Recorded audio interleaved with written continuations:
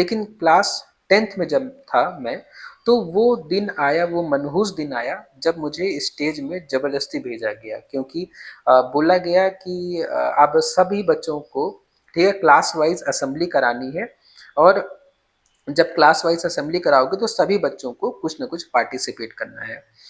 तो मेरे काफ़ी मना करने पर भी, मेरे काफ़ी रिक्वेस्ट करने पे भी बोला गया कि नहीं, नहीं, आपको तो स्टेज में जाना पड़ेगा, असेंबली कराना पड़ेगा।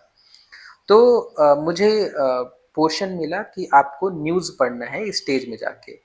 तो अब मुझे न्यूज़ पढ़ना था, तो अब मैंने कोशिश अपनी तरफ से पूरी की थी, अपनी तरफ से पूरी कोशिश की थी कि मुझे स्टेज पे ना जाना पड़े। लेकिन जब हो ही गया डिसाइड कि अब जाना ही है, तो फिर मैं घर गया, जाके न्यूज़ देखा, शाम को न्यूज़ लिखा, ठीक है? न्यूज़ मतलब पूरी न्यूज़ नहीं लिखनी थी, उसकी हेडलाइन बस लिखनी थी। तो मैंने हेडलाइन लिखी, रिवीजन किया, मतलब उसको रिवाइज किया, याद किया, मतलब मैं सोचा कि भाई अब तो जाना ही है, तो अपना मैं जो भी मेरा बेस्ट है वो मैं कोशिश करूँगा डिलीवर करने के लिए। तो अगले दिन भी जब असेंबली में शुरुआत होने वाली थी, असेंबली की स्टार्ट होने वाला था, तो भी मैं कोशिश कर रहा था कि किस तरीके से मेरा पार्ट जो है स्किप हो जाए, लेकिन पॉसिबल नहीं हो पाया, मुझे स्टेज में जाना ही पड़ा, और फाइनली मेरा नाम आ ही गया और मुझे जाके न्यूज़ रीड करने के लिए बोला गया।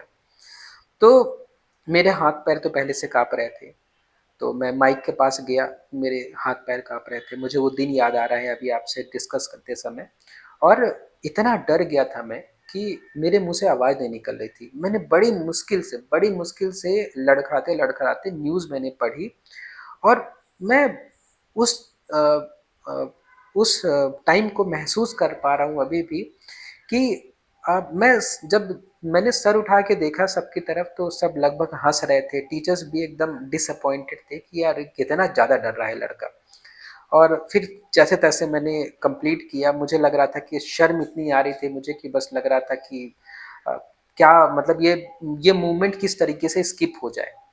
तो ख़ैर ये हुआ, और उसके बाद भयंकर मोमेंट था वो। उसके बाद फिर टीचर्स ने मुझे दोबारा नहीं बोला 11th-12th में, है ना? मेरी बारी फिर स्टेज में जाने की नहीं आई। इतना भयंकर, आप सोच सकते हैं कि इतना ज़्यादा मुझे स्टेज फ़ियर था।